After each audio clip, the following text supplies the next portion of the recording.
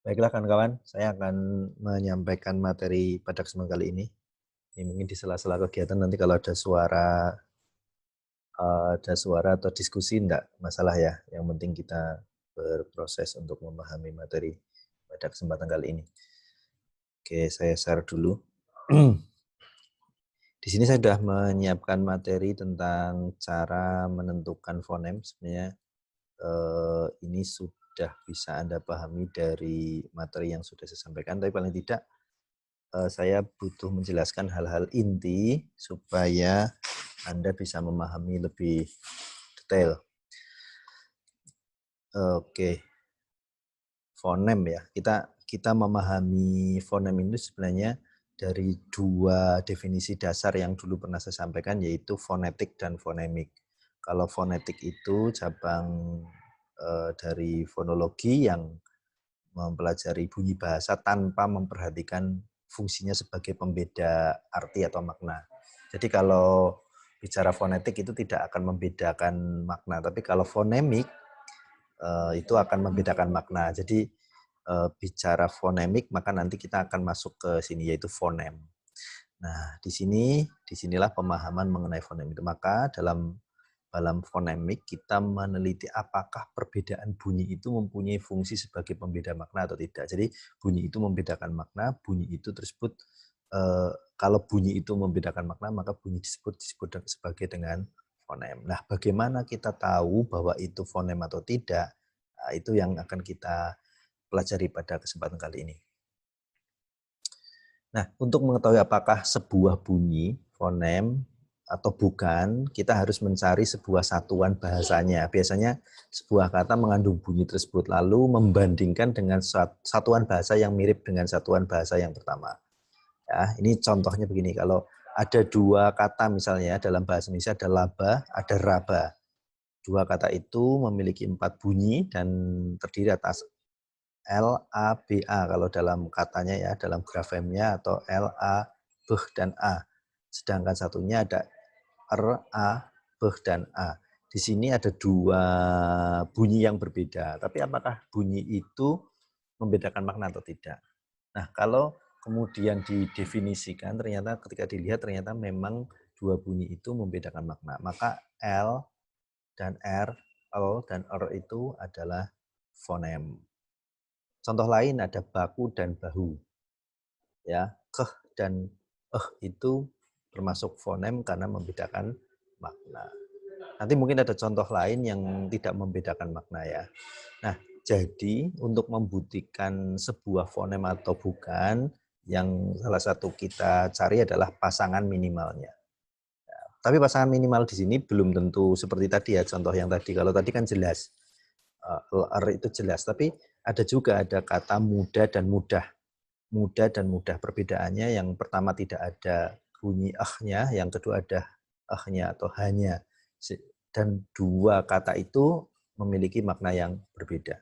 Maka yang satu tanpa h dan satunya dengan h itu atau itu adalah fonem. Oke, nanti akan kita ulas lagi dari perspektif yang berbeda. Tapi di dalam fonem ini kita juga perlu memperhatikan bahwa dalam bahasa lain itu bisa berbeda. Dalam bahasa Mandarin misal ada perbedaan pelafalan T dengan ada bunyi T dan H atau TH ya, dan IN itu memiliki konsep yang berbeda sehingga kita tidak bisa menyamakan fonologi yang ada di dalam bahasa Indonesia, bahasa Inggris atau bahasa Cina atau bahasa yang lain karena masing-masing memiliki konsep yang berbeda. Dalam bahasa Arab bahkan bunyi panjang dan pendek itu akan membedakan makna. Jadi ketika Anda yang muslim kemudian membaca Al-Quran salah membaca harokatnya nanti akan memiliki makna yang berbeda. Kemudian yang kedua menggunakan memperhatikan distribusinya ya, distribusi komplementer dan distribusi bebas. Komplementer di sini adalah distribusi yang tidak bisa dipisah tempat, tidak bisa dipertukarkan. Karena apa nanti akan menimbulkan perbedaan makna. Ya, ini kalau di sini contoh bahasa Inggris. Di dalam bahasa Indonesia pun sama sebenarnya kalau di bolak-balik sebuah posisi bunyi akan membedakan makna. Kemudian distribusi bebas.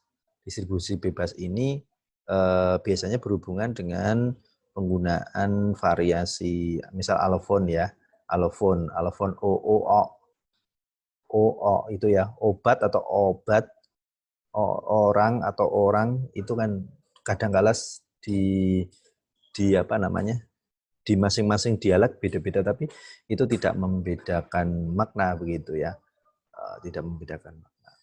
Oke. Nah, kalau tidak membedakan makna, di sini contohnya ada kalung, kemudian ada orang yang melafalkan kalung, kalong, ya, seperti bunyi O begitu ya, kemudian lolos, lulus, telur, telor, lubang, lobang itu tidak membedakan makna. Maka ini hanya variasi bebas yang kemudian hanya membedakan bunyi, tapi tidak membedakan makna dari bunyi tersebut. Oke, perbedaan lain ketika kita membahas ini, maka ada yang namanya unsur-unsur segmental dan suprasegmental. Jadi ada fonem segmental dan fonem suprasegmental. Dan ini sudah dibahas di video yang lain, nanti bisa dilihat dan bisa dipelajari lebih detail. Ini sekilas saja. Kemudian perhatikan kekhasan fonem. Fonem sama dengan banyaknya fonem yang terdapat dalam satu bahasa. Jadi di dalam bahasa-bahasa tertentu jumlahnya mungkin berbeda. Ini bahasa Inggris, contohnya ini, dalam bahasa Indonesia tentu saja berbeda. Perhatikan perubahan fonemnya. Ada perubahan fonem yang terjadi ya antara satu fonem dengan fonem yang lain. Gitu. Nah, kalau dari sudut pandang yang lain ini lebih mudah untuk dipelajari. Sama ya, cara menentukan fonem adalah yang pertama adalah kita memahami pasangan minimal dan fungsional bebas. Pasangan minimal dan fungsionalis bebas, itu yang perlu kita pahami. Suatu bunyi mempunyai fungsi untuk membedakan kata dari kata yang lain dapat disebut dengan sebuah fonem. Ya, identitas semacam ini bisa diketahui dengan cara mencari dan membandingkan dengan pasangan minimalnya. Perbedaan minimal tersebut biasanya selalu terdapat dalam kata sebagai konstituen, yaitu suatu bagian ujaran. Misalnya lupa dan rupa. Ini contohnya sama seperti yang tadi. Ini pasangan minimal L, R begitu ya. Dan pasangan minimal ini fungsinya adalah untuk membedakan makna ya. Jadi di sini catatannya adalah pasangan minimal adalah seperangkat kata yang sama kecuali dalam satu bunyi saja. Jadi seperangkat kata yang sama kecuali pada satu bunyi saja. Jadi nanti Anda pasti akan menemukan kata-kata yang mirip ya, tadi sama tapi ada satu bunyi yang memiliki perbedaan. Nah, perbedaan itu yang disebut kata itu yang disebut dengan pasangan minimal. Yang kedua, penafsiran ekofonem dan penafsiran dwifonem. Oke, ini yang kedua ya. Ini ada syarat ya, ada praja ya. Syarat dan praja. Di sini ada konsonan vokal begitu ya, dan konsonan vokal. Syarat ya. Penafsiran ekofonem dan penafsiran dwifonem. Sya itu dua ya, bukan satu gitu ya, tapi pra itu ada dua konsonan. Kemudian kerbau ya, bau ya, kerbau dan bau.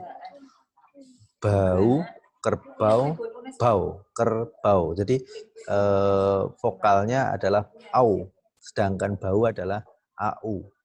Kerbau. Kerbau. Kemudian bau. Kerbau. Jadi cepat ya, kerbau. Sedangkan satunya lagi bau. Bau itu kan ada jeda di antara itu. Nah, di sini pastinya kita kadangkala dalam menggunakan bunyi tertentu kita analisis secara fonetis ke dalam fonem tertentu. Kita dapat menghadapi kesulitan khususnya misalnya apakah harus kita tafsirkan bunyi dengan istilahnya kecepatannya ya, kecepatan pelafalannya. Kedua, penafsiran fonologi ini nanti akan disebut sebagai penafsiran ekofonem ya, dan penafsiran dwifonem. Kadangkala dalam satu penulisan yang sama, tapi bisa jadi nanti akan pelafalannya berbeda. Dan yang terakhir, dengan memperhatikan variasi alofonemisnya. Alofon ya, jadi alofon adalah wujud sama dengan variasi bunyi. Jadi I itu ada I, A ada A, kemudian O, E, O, E, ya. Jadi perbedaan itu yang nanti akan membedakan bunyi tertentu dan makna tertentu. Oke, itu pengantar dari saya. Semoga bermanfaat, menjadi bahan diskusi dan pemahaman kita lebih lanjut. Nanti jika ada hal-hal yang kurang, nanti kita akan diskusikan di pertemuan atau materi berikutnya. Terima kasih, semoga bermanfaat.